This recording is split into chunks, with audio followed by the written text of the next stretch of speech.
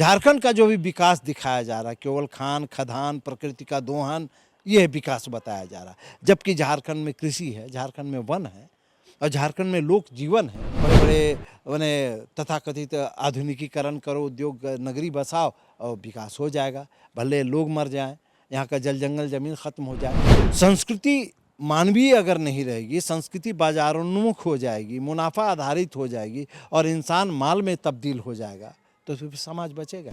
सृजन नहीं तो संस्कृति नहीं, और जनता के जीवन से कटा हुआ जन संस्कृति हो नहीं सकती है।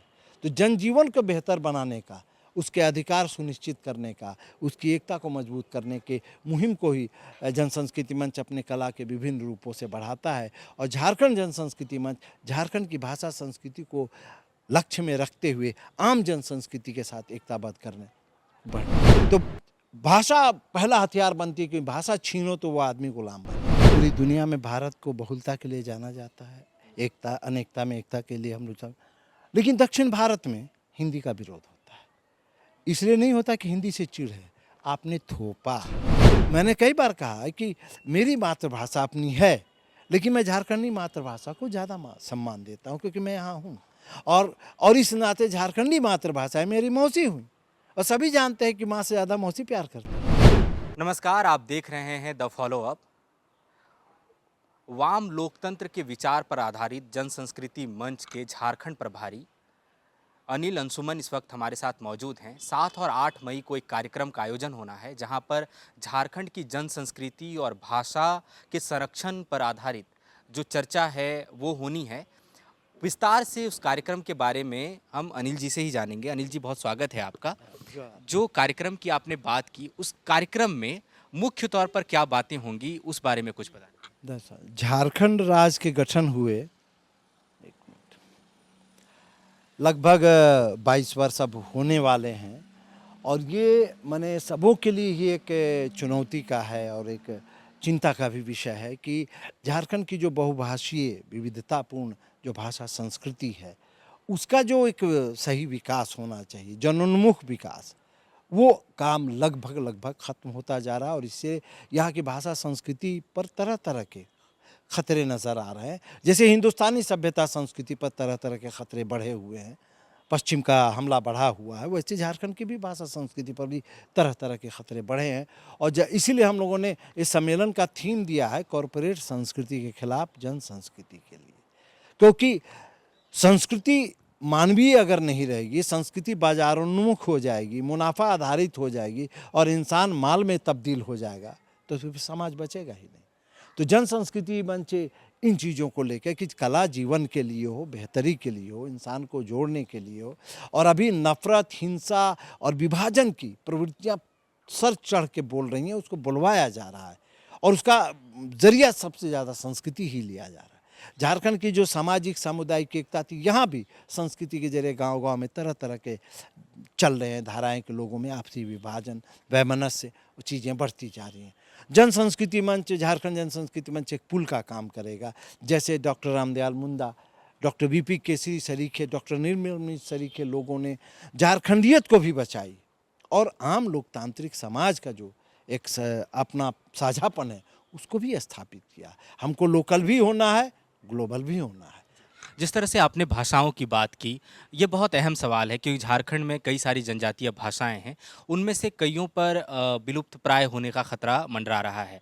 जब ये आपका कार्यक्रम होगा, इस दिशा में किस तरह की चर्चा होगी और किस तरह की मांग रखी जाएगी सरकारी स्तर पर? देखिए, इसलिए हम पहले कहा ना कि जैसे हिंदी भाषा के प्रवर्तक, आधुनिक हिंदी भाषा के प्रवर्तक भारतेंदु हरिश्चंद्र जी ने कहा कि निज भाषा उन्नति है, सब उन्नति को मूल। झारखंड का जो भी विकास दिखाया जा रहा है केवल खान खदान प्रकृति का दोहन ये विकास बताया जा रहा है, जबकि झारखंड में कृषि है, झारखंड में वन है और झारखंड में लोक जीवन है। ये उन्मुख इसकी माने कहा जाए कि संस्कृति के जरिए यही मैसेज दिया जा रहा है कि बड़े बड़े माने तथाकथित आधुनिकीकरण करो, उद्योग नगरी बसाओ और विकास हो जाएगा, भले लोग मर जाएं, यहाँ का जल जंगल जमीन खत्म हो जाए। तो भाषा पहला हथियार बनती है कि भाषा छीनो तो वो आदमी गुलाम बन जाए, जो अंग्रेजों ने हम लोग के साथ पहले भी किया।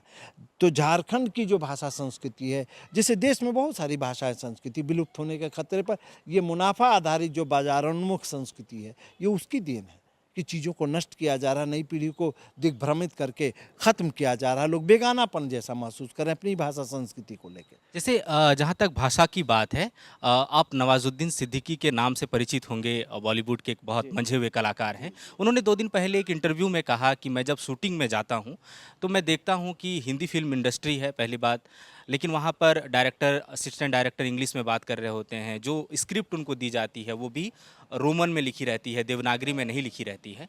और हिंदी दिवस मनाना पड़ता है हमें उन्हें संरक्षण के लिए। एक ऐसी भाषा जिसे हम कहते रहे हैं ऐसे बोलने की भाषा में राष्ट्रभाषा। तो वो भाषा भी मतलब एक तरह से लोगों को लगता है संकट में है।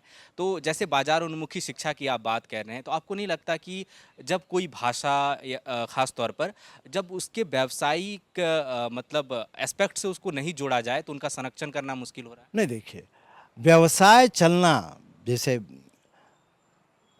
बाजार का चलना एक अलग चीज़ है, अब मुनाफाखोरी आधारित बाजार चलना कि सब कुछ और सब कुछ सिर्फ मुनाफे के लिए, तो वह इंसान गौण हो गया, मानव मूल्य खत्म हो जाएंगे। तो आप आज देखें कि एयरटेल में भोजपुरी बोली जाती है हिंदी के इंग्लिश के बाद, तो ये भोजपुरी का संरक्षण नहीं है, ये बाजार का इस्तेमाल की चीज़ है।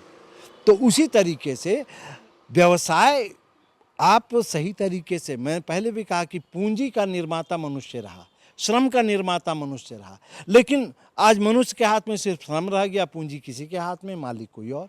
ये विभाजन तो नहीं चलेगा। और जन संस्कृति मंच इसी बात का है कि सब कुछ मनुष्य, सब कुछ के केंद्र में मनुष्य, मनुष्य का श्रम, मनुष्य का सौंदर्य। इसी लिहाज से जन संस्कृति मंच संस्कृति की वो धारा लॉन्च मैंने देश में बढ़ाने में लगा हुआ है। और झारखंड में भी यहाँ की भाषा संस्कृति अगर नहीं बचेगी तो हमारा भारत का जो बहुसांस्कृतिक स्वरूप वो कमज़ोर होगा। जैसे संताली, मुंडारी, पनगड़िया, कुरमाली हो, ये तमाम जो भाषाएं हैं, इनका ना केवल संरक्षण हो बल्कि ये मुख्य धारा में जोर शोर से इस्तेमाल भी की जाए। किस तरह के प्रयास नहीं, करना? तो ये अब रोल आता है सरकार का कि वो अकादमीज बनाए, और जैसे हम लोगों ने मांगा कि कोर्ट में, हॉस्पिटल में, जो सार्वजनिक जगह हैं, जो क्षेत्र वह उसके, उन भाषा के जानकारों की बहाली करें, रोजगार के अवसर खुलेंगे। और दूसरे की समन्वय बढ़ेगा। समन्वय बढ़ने से क्या होगा कि जो तरह तरह के जो विभाजन हो जा रहे हैं या फिर टकराव जो हो, ये अगर एक लक्ष्य सामने आएगा कि हमारा समाज बेहतर हो, एकता हो, अमन हो और जीने का सबको बराबर मौका और अधिकार सुनिश्चित हो, तो आप टकराव की कोई कितनी भी कोशिश करेगा, लोगों में एकता बनेगी, जीवन चलेगी। इसीलिए हम लोगों ने कहते हैं कि सृजन नहीं तो संस्कृति नहीं, और जनता के जीवन से कटा हुआ जन संस्कृति हो नहीं सकती है। तो जनजीवन को बेहतर बनाने का, उसके अधिकार सुनिश्चित करने का, उसकी एकता को मजबूत करने के मुहिम को ही जन संस्कृति मंच अपने कला के विभिन्न रूपों से बढ़ाता है। और झारखंड जन संस्कृति मंच झारखंड की भाषा संस्कृति को लक्ष्य में रखते हुए आम जन संस्कृति के साथ एकताबद्ध करने बढ़ना जब चाहिए। झारखंड की संस्कृति और जन संस्कृति की बात हम कर रहे हैं, तो ना केवल भाषाएं हैं बल्कि जो रीति रिवाज हैं, पर्व त्यौहार हैं, सरहुल है, सोहराय है, कर्मा पूजा है, तो ये सांस्कृतिक धरोहर भी हैं जो पीढ़ियों से चलती रहें। लेकिन दिख रहा है कि बाजार हावी होते जा रहा है या लोगों की रुचियां कम हो रही हैं। नहीं, बाजार- भाषाओं को तो अकादमी से जोड़कर आप आगे ले जाएंगे, ये जो दूसरी चीज़ें हैं उनको कैसे? नहीं, जैसे इसमें हमने कहा ना कि अखड़ा संस्कृति, अखड़ा, गांव के अखड़ा में सारे लोग मिल के, वहाँ एकता रहती है, वहाँ जीवन रहता है। तो अखड़ा संस्कृति को प्रमोट माने आगे प्रोत्साहित करे सरकार। उसके लिए एक मैंने कहा ना कि विशेष संस्कृति नीति बनाने की ज़रूरत है, जिसमें भारी तादाद में युवा इधर उधर जा रहे हैं, आप उनको समायोजन कर सकते हैं।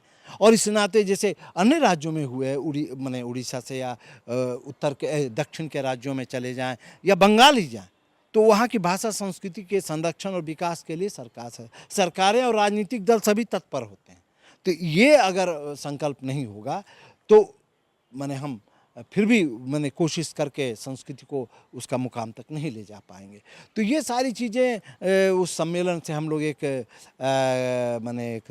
विमर्श के जरिए तय करेंगे। और हमारा मानना यह है कि अगर संस्कृति के रक्षा के लिए ज़रूरत पड़ा तो लेखक कलाकार लिखेंगे भी, संघर्ष भी करेंगे।